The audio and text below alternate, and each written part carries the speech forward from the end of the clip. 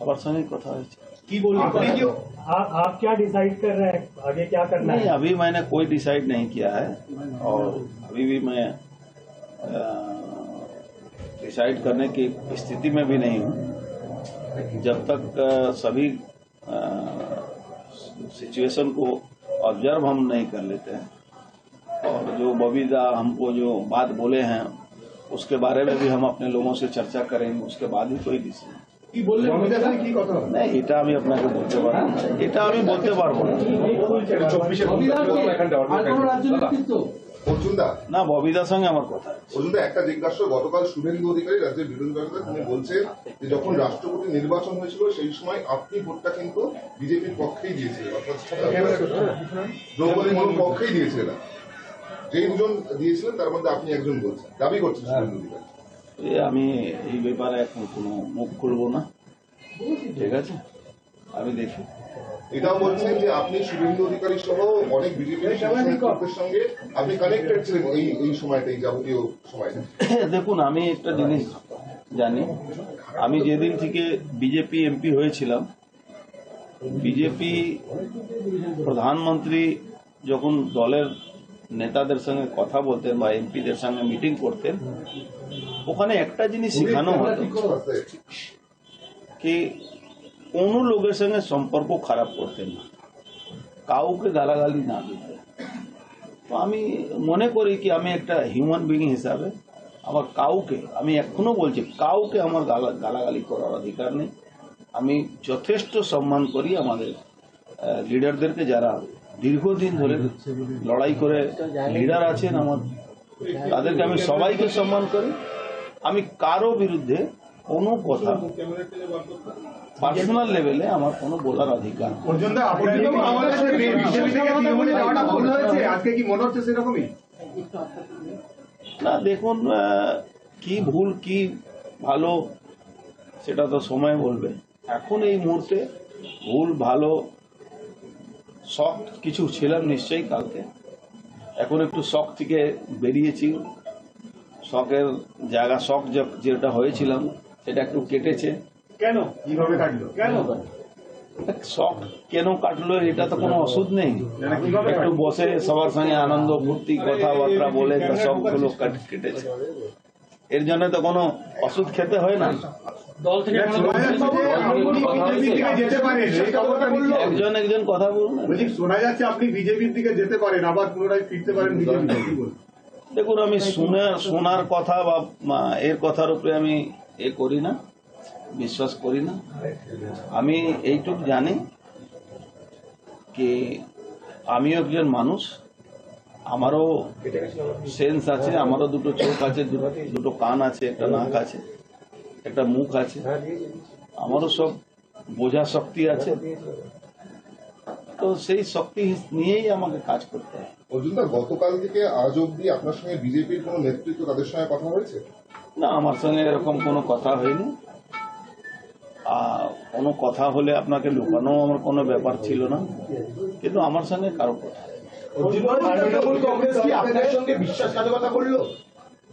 দেখুন, কালকে আমি যা বলার বলে দিয়েছি, আজকে নতুন ভাবে আমি কিছু বলতে চাইছি।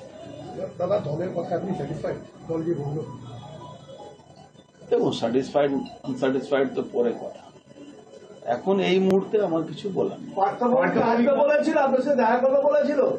পার্থভৌমিক সঙ্গে আজকে টাইম করেছিল, কিন্তু আজকে বিজি আছে, তো হয়তো কালকে আমার সঙ্গে কথা। কি বলেছে? আমার বাড়িতে এসে কথা বলবে, চায় খাবে, গল্প করবো। আমরা তো পুরনো বন্ধু না। কি আপনার স্ট্র্যাটেজি কি হবে নির্বাচনে? আচ্ছা, অদ্ভুত কথা, আমার স্ট্র্যাটেজি আপনাকে বলবো কেন? আপনি তো সিটিং এমপি, আপনি কি ভোটে এবার প্রতিদ্বন্দ্বিতা করবেন? সেটা কোন রাজনৈতিক? না, সিটিং এমপি আছি, তাই তো পার্থভৌমিক আমার কাছে আছে যে লড়াই করবে, সে সিটিং এমপি কাছে আসবে, চায় খাবো। আমরা বহুদিন ধরে আমার এখানে আসিনি, কেন বড় নেতা হয়ে গেছে, তো এখন আসবে, কালকে কথা বলবো, একটু পুরনো গল্পগুলো হবে। पश्चिम बंगाल में हिंदी भाषा भाषी के आप सबसे बड़े नेता हैं यहाँ पर, क्या हिंदी? यहाँ देखो, बंगाल में हिंदी और उर्दू और बांग्ला भाषी वाला बात आप बोल के बिना मतलब का वो सब फालतू वाला काम मत कीजिए। यहाँ के बंगाल के सभी लोग भारतवासी है और बंगाल के बंगालवासी है। অনেকে বলছে মনমোহন সিং ছাড়া এখানে তৃণমূল জিততে পারবে না, পার্থভূমি কি জিততে পারবে আপনার মনে হয়? না, কে যদি এই কথা কেউ বলে থাকে তাহলে ভাই আমি তো তাকে ধন্যবাদ জানাবো কি ও এটা বুঝতে পেরেছে। কি বুঝতে কি পেরেছেন? বুঝতে এই যেটা বললো, মানে আপনি ছাড়া তৃণমূল বেরোটা মুশকিল, না আপনি ক্যান্ডিডেট নাম এটা তো তুমি বলছো ভাই, আমি তো বলছি না। আজকে থেকেই প্রাথমিক প্রচারে নেমে গেছেন, আমডাঙ্গায় গেছেন এবং সভা করেছেন, কিছু রাস্তা নামা তো উচিত তো তো মানে আমার মনে হচ্ছে তো কালকেই নেমে যাওয়া উচিত ছিল, একটু 12 घंटा लॉस করেছে। आप क्या प्रचार में जाएंगे? अरे अभी के साथ नहीं, अगर प्रचार में मुझे बुलाएगा पार्टी तो मुझे जाना ही चाहिए। কি ভূমিকা হবে আপনার এই লোকসভা নির্বাচনে? भूमिका क्या है, भूमिका तो एक राजनेता जो होता है उसको राजनीति करने के लिए सब भूमिका तो करना ही पड़ता है ये चुनाव পুরো में। দায়িত্ব কি দিল আপনাকে কালকের পর থেকে যে আর দেখাই হলো না তো দায়িত্ব কি করে দেয়? দলের তরফ থেকে কিছু বলেছে? শুভেন্দু অধিকারী বলছেন আপনি তৃণমূলে ফিরে আসার পর কোনো বিজেপির উপর অত্যাচার করেননি এবং নিজের ছেলেকেও তৃণমূলে আনার চেষ্টা করেননি, আপনার পক্ষে কথা বলেছেন। না আমি তো বললাম আমি কোনো এই ধরনের কাজে পক্ষপাতী না। আমি কারো উপরে অত্যাচার হোক, কোনো উপরে গন্ডগোল হোক, এইটা আমি পক্ষপাতী না। আচ্ছা, বিজেপি ছাড়া কি অন্য কোনো দল আপনার কাছে আপনার সঙ্গে যোগাযোগ করেছিল প্রার্থী হওয়ার জন্য বা দলে যোগদান করার জন্য? আমি তো বললাম কেউ আমার সঙ্গে এরকম এই ব্যাপারে কোনো যোগাযোগ নেই। অর্জুনবাবু, একটা বিষয় দেখা যাচ্ছে তৃণমূল কংগ্রেসের যে প্রার্থী ঘোষণা করা হয়েছে তার মধ্যে কেউ কেউ প্রার্থী হয়েই বলছেন যে সন্দেশখালীতে যে অভিযোগ আসছে সেটা বিজেপির চক্রান্ত। নতুন প্রার্থী যারা, কোথায় আমার দেখুন, আমি অথরাইজ নয় এই সন্দেশখালীর ব্যাপারে কোনো কথা বলা, বুঝলেন? আপনি দলে ফিরে আসার সময় দলের নানা রকম কাজকর্মের প্রতিবাদ করেছিলেন, তার জন্য কি আপনি কোপে পড়লেন, কি মনে হয়? আমি সেটা বলতে পারবো না কিসের জন্য হয়েছে। হয়তো দল এটা বুঝেছে কি আমার থেকে বেশি সক্ষম লোক আছে সেই বলছে। পাপ্পু সিং গ্রেপ্তার হলো, তারপরে আপনি চুপ ছিলেন, সুব্রত বক্সির কথাতে আপনি কোনো রকম মন্তব্য করছিলেন না, সাবধানী ছিলেন। আমি এখনো মন্তব্য করছি না। অন্যটা একটা প্রশ্ন, 2019 সালেও আপনাকে টিকিট দেওয়া হবে বলে বলা হয়েছিল, তবে লাস্ট মুহূর্তে আপনার নাম প্রার্থী তালিকায় দেখা গেল না। আবার 2024-এও একদম আপনাকে টিকিট দেওয়া হবে বলে নিয়ে যাওয়া হয়েছিল, কিন্তু শেষ মুহূর্তে আপনার নাম প্রার্থী তালিকায় নেই। এই যে দুটো লোকসভায় বারবার টিকিট দেওয়া হবে বলে টিকিট দেওয়া হচ্ছে না, এই যে দলের অবস্থান আপনার প্রতি, এটা নিয়ে আপনি এটা একটা দুঃখজনক ঘটনা, এটা একটা দুঃখজনক ঘটনা আমার জন্য। মানে দল কি মনে করছে আপনার প্রয়োজন নেই? এটা তো দল বলতে পারবে, আমি কি করবো? অর্জুন দা, যেখানে জগদ্দল বিধায়ক সোমনাথ সাহেব এবং বীজপুর বিধায়ক সুবোধ অধিকারী মুখ্যমন্ত্রীকে চিঠি দিচ্ছেন যাতে আপনাকে টিকিট না দেওয়া হয়, তারই ফলশ্রুতি হিসাবে আপনাকে টিকিট দেওয়া হলো না? জানি না, যদি ওদের চিঠি দেওয়ার জন্য আমার টিকিট পাইনি তাহলে এটা হতে পারে। এগুলো নিয়ে কি আপনাকে দলের শীর্ষ নেতৃত্ব জানিয়েছিল কিছু? আপনার বিরুদ্ধে এই অভিযোগ আসছে। না, অভিযোগ তো আপনাদের মাধ্যমেই আসছিল, তো কারো জানানো তো দরকার নেই। সব কিছু ওপেন ছিল, ওপেন সিক্রেট ছিল। আপনি টিকিট না পাওয়ার পিছনে কাজের হাত থাকতে পারে বলে মনে হচ্ছে। ওপেন সিক্রেটটা কি? এই যে বক্তব্য দিচ্ছিলেন আপনি বললেন না কি এই বক্তব্য দিচ্ছিল, তো এটা তো কোনো লুকোনো ব্যাপার ছিল না, তো ওপেন সিক্রেট ছিল। না, বলছি আপনার টিকিট না পাওয়ার পিছনে কারোর হাত আছে বলে মনে করছেন আপনার দলের? না, এটা আমার দুর্ভাগ্য, আমার কাকে দোষ দেবো আমি যে আমি টিকিট পাই না। কালকেও তো আপনি সবাই গেছিলেন, তখন কি নিশ্চিত ছিলেন টিকিট পাবেন? নিশ্চয়ই আমাকে সেভাবে ডাকা হয়েছিল, তো আমি তো সেইভাবে বুঝে গেছি। আপনি কখন জানতে পারলেন যে আপনি প্রার্থী নন, প্রার্থী করা হচ্ছে না আপনাকে? 11:46 কিভাবে জানলেন? সেটা আপনার কেন বলবো? তারপরে আপনি অপেক্ষা করেছিলেন? হ্যাঁ, তারপরে কি সবাই ছিলেন? আমি তো দলের সৈনিক হিসাবে ওখানে বসেছিলাম, যাতে কেউ আমাকে এটা না বলতে পারে কি আমি দলের বিরুদ্ধে আছি। এখন কর্মীরা আপনাকে কি বললেন?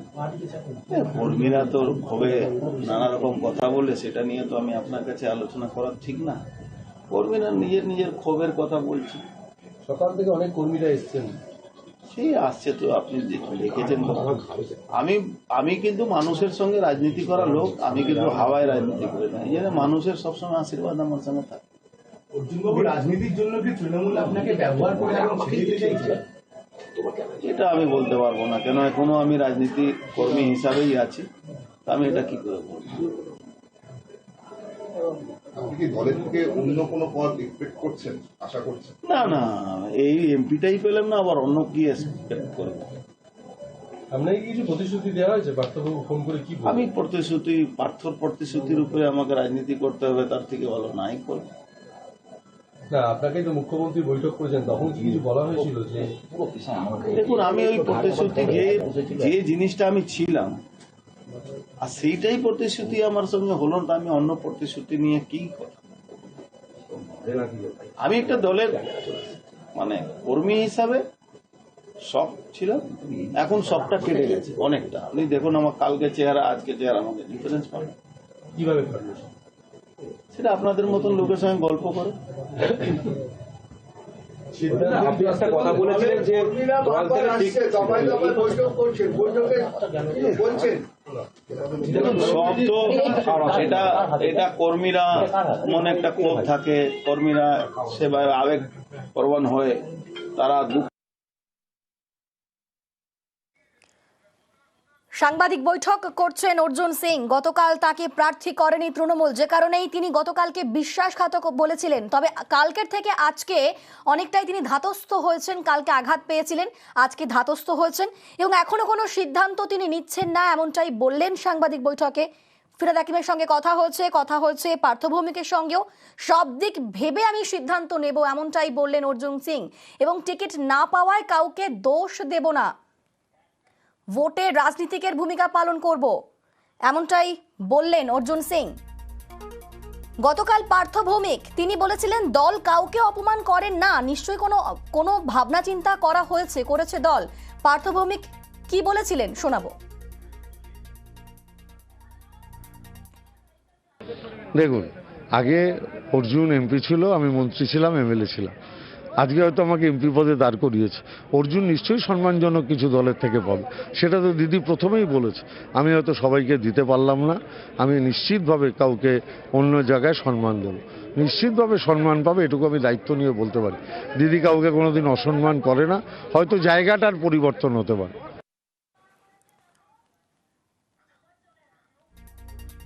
আর গতকাল কি বলেছিলেন শুভেন্দু অধিকারী শোনাবো।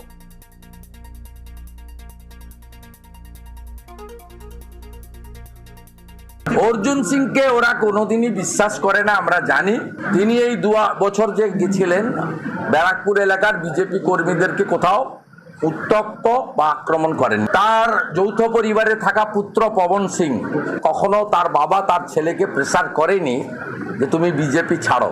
এবং আজকে আমি বলছি আপনাদের অকথিত তথ্য, দ্রৌপদী মুর্মু পশ্চিমবঙ্গ বিধানসভায় মোট 34 জন এমপি ভোট দিয়েছিলেন, একটাও বিজেপির এমপি ছিল না। 2টো ভোট দ্রৌপদী মুর্মু পেয়েছিলেন, তার মধ্যে একটা অর্জুন সিং এর ছিল। আমাদের অনেক নেতার সঙ্গে তার যোগাযোগ ছিল, আমার সঙ্গে যোগাযোগ ছিল। তিনি কি করবেন আমি জানি না, আমাদের রাষ্ট্রীয় নেতারা কি করবেন আমি জানি না, না আমি বলতে পারবো না। I am not the authority. এখানে যে আমার পরিবারের, আমি অন্য জায়গা কেন কোনো কথা মানে করব, আমি ওসব নিয়ে বিশ্বাসও করি না। প্রপোজাল দেওয়া হয়েছিল, এইসব নিয়ে আলোচনা করাও ঠিক না। আমাকে প্রপোজাল কে দেবে না দেবে, আর প্রপোজাল আমি শুনবো না শুনবো, এটা ঠিক না।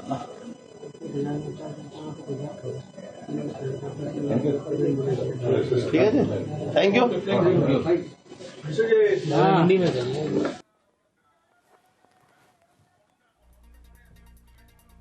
এখনই কোনো সিদ্ধান্ত নিচ্ছেন না সাংবাদিক বৈঠকে, এমনটাই জানিয়ে দিলেন অর্জুন সিং। গতকাল তৃণমূল ঘোষণা করলো প্রার্থী তালিকা এবং সেখানে বারাকপুরের সাংসদ বলেছিলেন যে অর্জুন সিং তাকে প্রার্থী করা হয়নি, যে কারণে তিনি শকড হয়েছেন। আর আজকে তার এই সমস্ত মন্তব্য।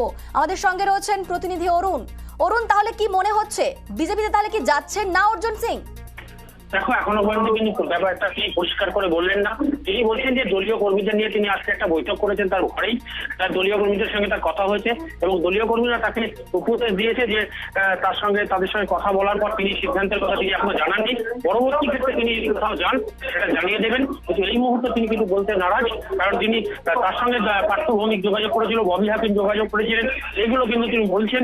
কিন্তু তিনি কোনোভাবে তিনি বলেছেন আমার একটাই দাবি ছিল যে ব্যারাকপুর থেকে যেন আমাকে টিকিট দেওয়া হয়, তাহলে অন্য কোনো জায়গা থেকে আমি দাঁড়াবো না। সেই জায়গায় তিনি একদম স্ট্যান্ড বাই রইলেন যে তার বক্তব্য সেখানটাই, যে অন্য জায়গায় দাঁড়াবার কোনো প্রশ্নই আসে না।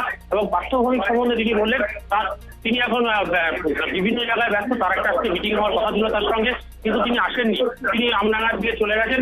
ফলে সব মিলে বলা যায় অর্জুন সিং কিন্তু এখনো তার ক্ষোভ রয়েছে। তিনি আবার বলছেন, কালকে যতটা মর্মাহত ছিলাম, আজকে কর্মীদের সঙ্গে কথা বলে আমি কিন্তু অনেকটাই ফ্রেশ হয়েছি এবং পরবর্তী সিদ্ধান্ত কি হয় সেটা আমি পরবর্তী ক্ষেত্রে জানাবো। এই মুহূর্তে আমার কোনো বক্তব্য নেই এবং দলের প্রতি আমার কোনো ক্ষোভ নেই। আমার মনে হয়েছে আমার যোগ্যতা নেই, সেই কারণে আমাকে টিকিট দেয়নি। পরবর্তী ক্ষেত্রে যদি কখনো আমি কথা বলতে চাই এবং কথা আমি এখনো অপেক্ষা করছি, কি হবে সেটা পরবর্তী ক্ষেত্রে জানানো যাবে। বেশ, ধন্যবাদ অরুণ।